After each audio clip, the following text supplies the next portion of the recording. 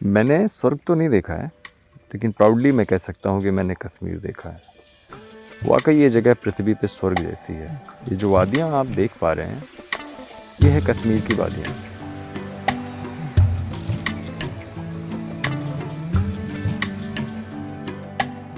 इस पूरे सफ़र के दौरान मैं खुद को फिल्माना ही भूल गया। रीज़न ये था कि यहाँ की खूबसूरती देखने से मेरा मन ही नहीं भर रहा था। बस कार की खिड़कियाँ खुली हुई थीं और सर हमेशा बाहर की तरफ। इन खूबसूरत वादियों के नज़ारे को देख के मन भर ही नहीं रहा था कि तब तक बीच में खूबसूरत से टनल के नज़ारे आ जा रहे थे, मानो जिंदगी नहीं फिल्म चल रही हो।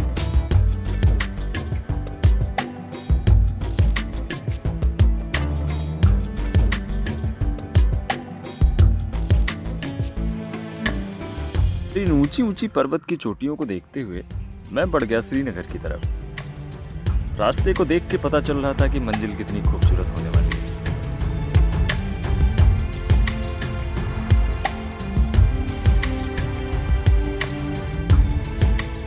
मैं बस इन पहाड़ों में खो जाना चाहता था, इन्हें महसूस करना चाहता था। यहाँ आनंद इतना आ रहा था कि फ्रूट बियर भी नशा कर रहा था। रास्ते का हर एक पड़ाव कुछ यादें बना रहा था।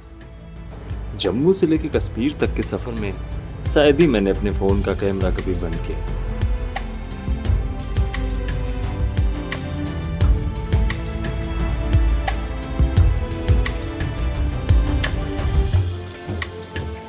माँ वैष्णो देवी के दर्शन के उपरांत हमारी भी इच्छा हुई पृथ्वी पे स्वर्ग देखने की, और हम आ गए कश्मीर। चलिए आपको पृथ्वी पे स्वर्ग की अनुभूति कराते हैं। ये सफ़र मेरी अब तक की ज़िंदगी का सबसे खूबसूरत सफ़र था।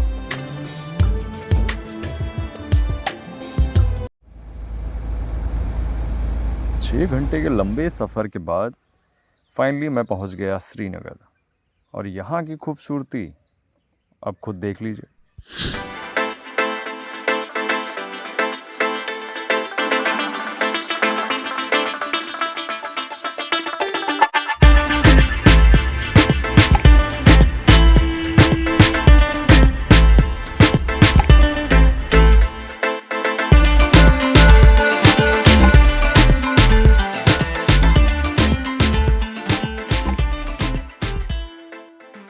शाम के 6:30 बज चुके थे और हमारा डल झील घूमने का सपना अधूरा रहने वाला था।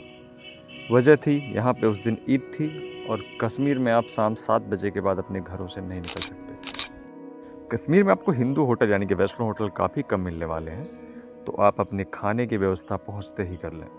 हमने जहाँ खाया उसका रेट और एड्रेस दोनों स्क्रीन पे आप देख सकते हैं। अगर आप पहली बार किसी मुस्लिम बाहुल्य क्षेत्र में ट्रैवल कर रहे हैं, तो यहाँ के होटल आपको डराने वाले हैं। कैसे?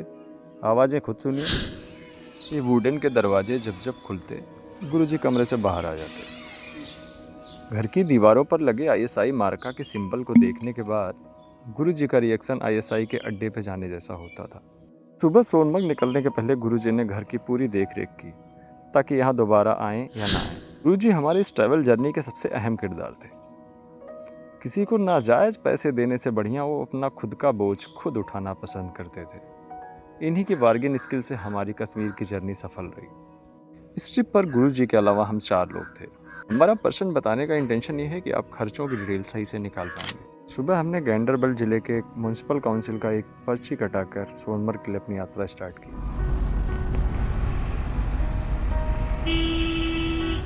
गैंडरबल वो जगह है जहाँ सबसे ज़्यादा पत्थरबाज रहा करते थे। फाइनली गैंडरबल टाउन को बाय बोलकर पबजी वाले ब्रिज के सहारे हम निकल गए सोनमर्ग की तरफ। ये सफ़र और ये सुबह शायद ज़िंदगी में कभी ना भूलने वाली थी। ये नज़ारे बेहद खूबसूरत थे, एज यू कैन सी।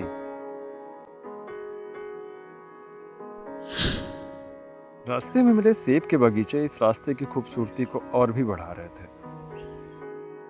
अपनी मंजिल की तरफ धीरे धीरे बढ़ते बढ़ते सोनमर्ग अब मात्र 50 किलोमीटर बचा था। रास्ते की खूबसूरती को देखकर मंजिल की याद कुछ ज़्यादा आ रही थी। मन बस ये हो रहा था कि ये रास्ते कभी ख़त्म ना हो, लेकिन मंजिल पे जाने की जल्दी भी उतनी ही थी। ट्रस्ट मी, आप इन तस्वीरों को अपने कैमरे में कैद करने से खुद को रोक नहीं पाएंगे। तो अगर आप कश्मीर जाते हैं तो अपने फ़ोन की गैलरी खाली करके जाएं। फाइनली एक वैष्णो ढाबा मिलने के बाद वक्त था हमारे एक पड़ाव का। इन नदियों की आवाज़ से आप समझ तो गए होंगे, इस जगह एक नदी के किनारे थी और इस जगह का नाम है कंगन। ये है जन्नत जम्मू कश्मीर और ये है सिंध नदी जो जाती है पाकिस्तान को। ये व्यू इतना ज़बरदस्त है कि मैं आपको बता नहीं सकता। काफ़ी टूरिस्ट यहाँ पे आए हुए हैं।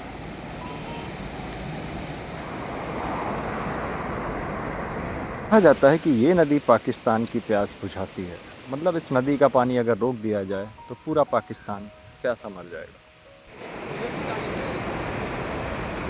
अगर रास्ते में आपको कहीं सस्ता शाहरुख खान पोच करता दिख जाए तो आप समझ लीजिए आप कंगन में हैं। हम सोनमर्ग के लिए लेट हो रहे थे तो कुछ तस्वीरों और कुछ यादों के साथ मुझे इस जगह को बाय कहना था। हालांकि ये जगह इतनी खूबसूरत थी कि यहाँ से जाने का मन बिल्कुल नहीं हो रहा था।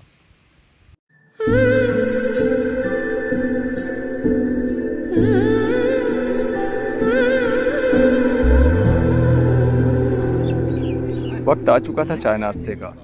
रास्ते में हमारे एंटरटेनमेंट का ख्याल गुरुजी पूरा रखते थे। चाय पे चर्चा चल रही है गुरुजी के रात के भयभीत चेहरे की, जो कि होटल में इनका हुआ था। इन्हें ऐसा लग रहा था कि कोई आईएसआई के अड्डे पे ले आकर बिठा दिया है। ईद की वजह से माहौल भी थोड़ा अजीब था।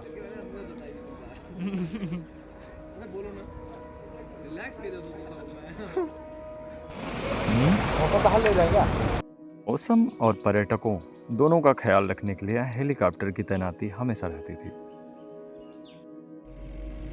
कंगन को बाय करने के बाद हमें हिमालयन व्यूज दिखने स्टार्ट हो गए थे। हमारा सफ़र और भी खूबसूरत होता जा रहा था और मंजिल पे पहुंचने की जल्दी इससे कहीं ज़्यादा।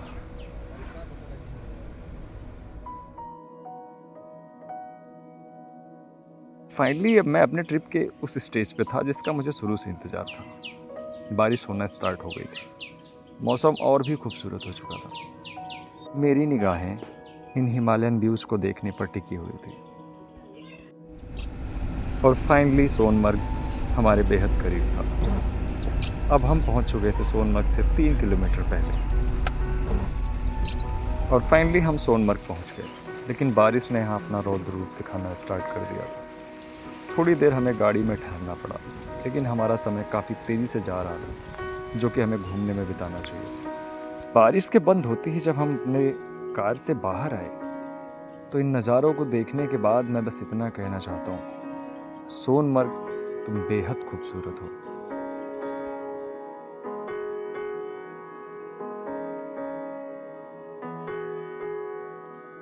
और इन नज़ारों को देखने के बाद मुझे लग रहा था कि मेरी ट्रिप का पैसा वाकई में वसूल हो चुका है।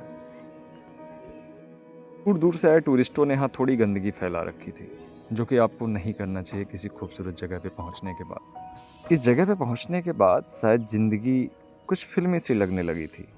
इन सीन्स को मैंने बस फिल्मों में देखा था, रियल लाइफ में शायद मैं पहली बार देख रहा था। हिमालयन व्यूज़ मानो अपनी तरफ मुझे खींच रहे हों। मन तो ऐसा कर रहा था कि इस पहाड़ के उस पार जाके देखा हूँ कि क्या है।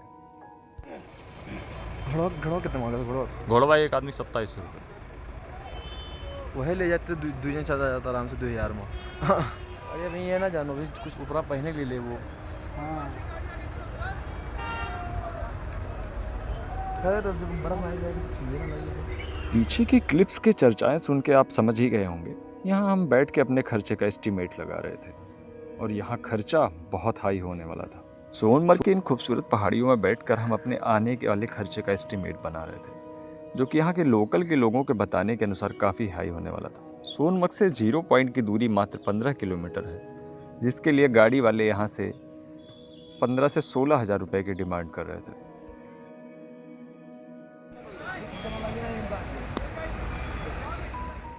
और नियरेस्ट में एक ग्लेशियर पे जाने के लिए, जो इसकी दूरी मात्र 1 से 1.5 किलोमीटर थी, घोड़े वाले लगभग 2700 रुपये की मांग कर रहे थे। फाइनली यहाँ हमने अपनी बार्गेनिंग स्किल का यूज किया और ग्लेशियर पे जाने के बजाय हमने 0 पॉइंट जाना चूज किया, जहाँ थोड़ी बहुत बर्फ़ हमें मिलने वाली थी। मेरे पास यहाँ घूमने के लिए मात्र 2 घंटे का वक्त था, जिसको हम गाड़ी से 0 पॉइंट तक तय करके आसानी से वापस आ सकते थे। ने ब्रह्मांड के तीसरे चक्ष को खोलते हुए अपने यूट्यूब के रिसर्च और प्लान के अकॉर्डिंग मैंने गाड़ी वाले को 4000 कोट करके वहाँ पे रील बनाना स्टार्ट कर दिया। और मैंने उससे कहा कि अगर इससे ज़्यादा चाहिए होगा तो मुझे मत डिस्टर्ब करना, मैं यहीं से वापस चला जाऊँगा। फाइनली आधे घंटे 45 मिनट की बहस के बाद उसने 4000 में जाना डिसाइड किया।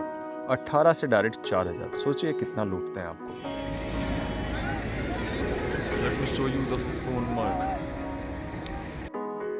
ठंड के मारे मुंह से शब्द कम निकल रहे थे, बट बार्गेनिंग पे भरोसा होने के नाते हम उसके दोबारा लौट आने का वेट कर रहे थे। फाइनली मैं सही निकला और वो आया। लेकिन ये भी ज़्यादा ले रहे हो आप।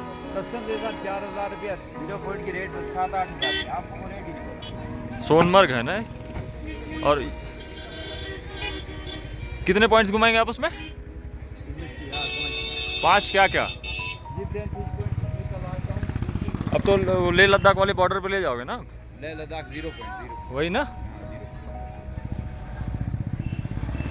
पैसे बहुत मांगते हैं आप लोग। हमारी मुन्नी है, हम इसको पाकिस्तान छोड़ने जा रहे हैं।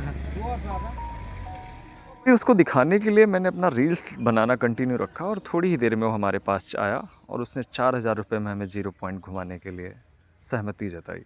और हम निकल पड़े अपने 0 पॉइंट की एक खूबसूरत यात्रा पे जो हिमालयन व्यूज़ से भरी हुई थी।